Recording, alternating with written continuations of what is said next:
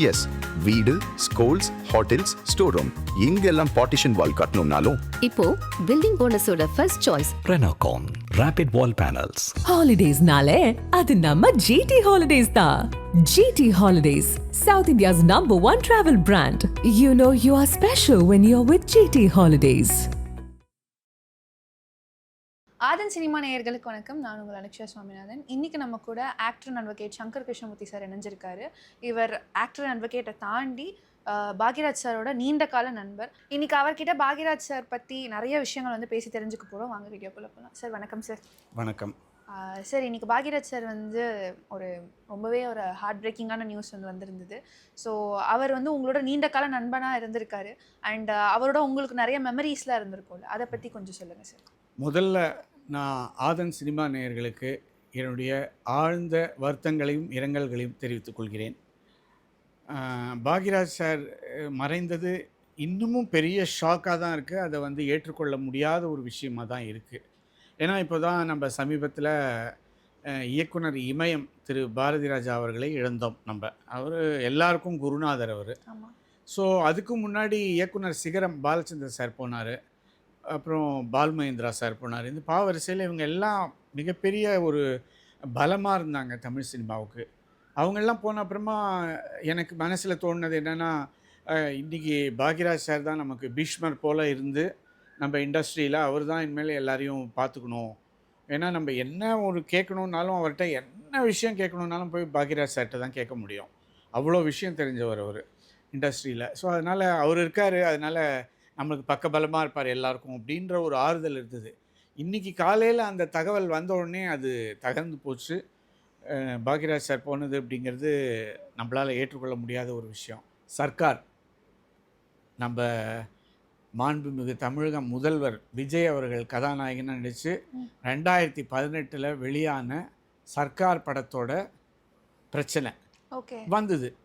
அது வந்தபோது நான் வந்து பெங்களூரில் இருக்கேன். அப்போது பாக்யராஜ் சார் எனக்கு பெங்களூர் ஃபோன் பண்ணி கூப்பிட்றாரு. நீங்கள் பெங்களூர்லேருந்து உடனடியாக ஃப்ளைட்டு பிடிச்சி மெட்ராஸ்க்கு வாங்க அப்படிங்கிறாரு.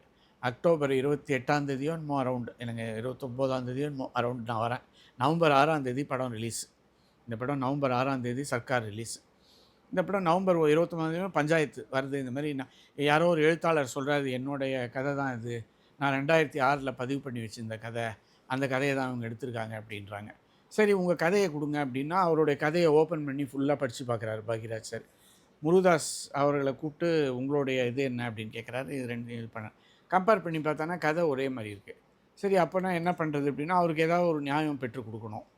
ஏன்னா அவர் தான் முதல்ல அந்த கதையை எழுதியிருக்காரு, அவர் தான் பதிவு பண்ணி வச்சுருக்காரு அப்படின்னா முடிவு கொடுக்கணுன்னே இவர் வந்து இல்லை அதை வச்சு எடுக்கல அப்படின்னே ஒரு இது வர சிக்கல் வருது. இந்த சர்க்கார் படம் பிரச்சனை சால்வ் ஆன உடனே செட்டில்மெண்ட் எல்லாம் முடிஞ்சு போச்சு. எல்லாம் முடிஞ்சு போய் மறுநாள் நாங்கள் கோர்ட்டுக்கு போனோம் அப்படின்ற போது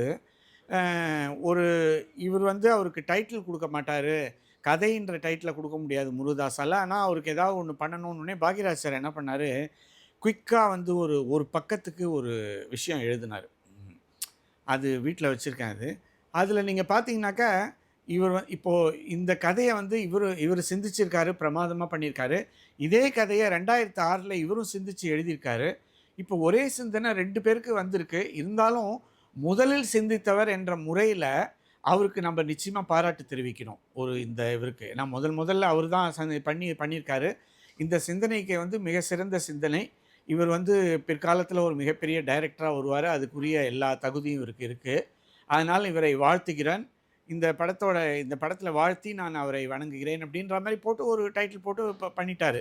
அவருக்கும் திருப்தி வராமல் ராத்திரி ஒரு 10:30 மணி இருக்கும். நாங்கள் இதை ஃபோன் பண்ணி அவர் முருகதாஸ் சாருக்கு சொன்னோம். நாங்கள் இந்த மாதிரி போட்டால் உங்களுக்கு ஓகேனே அவர் ஓகே அப்படின்ட்டார். உடனே அதெல்லாம் ப்ரிப்பேர் பண்ணி இத்தனைக்கும் பாக்யராஜ் வந்து அதை என்ன பண்ணார்னா, பாக்யராஜ் சார் ஒரு பேப்பரை எடுத்து 5 நிமிஷத்தில் அடித்தல் திருத்தல் இல்லாமல் ஒரு இச்சு கூட மாற்றாமல் எழுதினார். இன்றைக்கி நம்ம பேசுகிறோம், நம்ம பேசிகிட்டு இருக்கும் போதே ஏதாவது ஒரு வார்த்தை தடுமாறும், நம்மளுக்கு போகும் வரும். ஆனால் ஒரு வார்த்தை தடுமாற்றம் இல்லாமல் எழுதுகிறாரு. எல்லாம் எழுதி முடிச்சிட்டாரு. அதை நான் படித்து பார்க்குறேன், அவ்வளோ நல்லாயிருக்கு. நெக்ஸ்ட் டே அதை நாங்கள் கோர்ட்டில் சப்மிட் பண்ணுறோம்.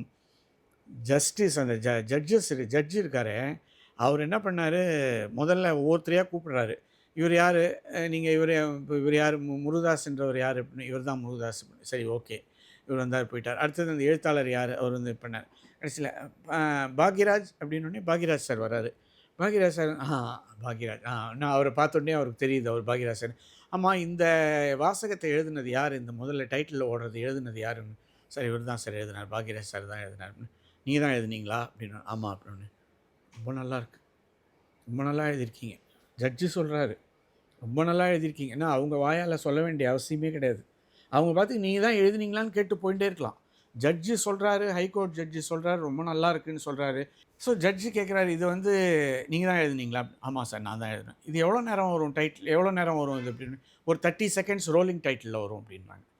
ரோலிங் டைட்டில்னால் தெரியும் உங்களுக்கு, அப்படி டைட்டில் போயிட்டே இருக்கும், இப்போ அந்த ரோலிங் பண்ணிட்டு 30 செகண்ட்ஸ் வரும் அப்படின்றாங்க. ஸோ நல்லாயிருக்கு, ரொம்ப நல்லாயிருக்கு, இந்த மேட்ரு ரொம்ப நல்லா எழுதியிருக்கீங்க அப்படிங்கிற. ஸோ அது அதாவது ஒரு விஷயம் 2 பேருக்குள்ளே டிஸ்பியூட் வருது, ஒரு பிரச்சனையை தீர்த்து வைக்கணும், நீங்கள் ஏதாவது ஒன்று எழுதி கொடுத்து அதை பண்ணணும் அப்படின்னா இந்த பக்கத்தில் இருக்கிறவங்களுக்கும் சாட்டிஸ்ஃபேக்ஷன் இருக்கணும், இந்த பக்கத்தில் இருக்கிறவங்களுக்கும் சாட்டிஸ்ஃபேக்ஷன் இருக்கணும். அதை வந்து ஒரு எழுத்தாளரால் தான் பண்ண முடியும். கண்டிப்பாக ஒரு சிறந்த எழுத்தாளர், சிறந்த சிந்தனையாளரால் தான் பண்ண முடியும். அதுதான் பாக்யராஜ் சார். அவர் யார்கிட்டையும் வந்து கத்தி பேச வேண்டிய அவசியம் கிடையாது, சண்டை போட வேண்டிய அவசியம் கிடையாது. அவருடைய சின்ன கருத்து மூலமாக அவரால் எல்லாரையும் தன்னுடைய வழிக்கு கொண்டு வர முடியும். அதுதான் வந்து அவருக்கு இருக்கக்கூடிய சாமர்த்தியம் பாக்யராஜ் சார். நான் அவர்கிட்ட சொல்கிறதெல்லாம் என்னென்னா, திருப்பி சார் நீங்கள் வந்து உங்களுக்கு இருக்கக்கூடிய டேலண்ட்டுங்கிறது இமயமலை அளவு இருக்குது. ஓகே, நீங்கள் உங்களை இமயமலைன்னு நினைக்காமல் இருக்கலாம், ஆனால் எங்களுக்கு தெரியுது, நாங்கள் நின்று பார்க்கும்போது நீங்களாம் இமயமலை மாதிரி தெரியுறீங்க. அவ்வளோ பெரிய டேலண்ட்டை வச்சுட்டு ஏன் சார் நீங்கள் சின்ன சின்ன வேலையெல்லாம் பண்ணுறீங்க? நீங்கள் இந்த பாக்யா பத்திரிகை நடத்துகிறீங்க, அதெல்லாம் நடத்துறதுக்கு 1000 பேர் வருவாங்க, யார் வேணால் நடத்திக்கலாம். ஆனால் ஒரு ஹீரோவுக்கு கதாபாத்திரம் உருவாக்கக்கூடியதை வந்து எல்லாராலையும் பண்ணிட முடியாது. சிறந்த கதாபாத்திரங்களை உருவாக்குறது, சிறந்த திரைக்கதை எழுதுறதெல்லாம் உங்களால் தான் முடியும். ரஜினி சாரே அவரே ஒரு தடவை சொன்னார், இப்போ நீங்கள்லாம் ஹீரோவாக நடிக்க போயிட்டீங்க, எங்களுக்கு எழுதுறது யார் அப்படின்னு கேட்டார். ரைட்டர்ஸ் இருந்தால் தானே ஹீரோஸ் நிற்க முடியும். நீங்கள்லாம் எழுதலாம், நல்லா எழுதுங்க.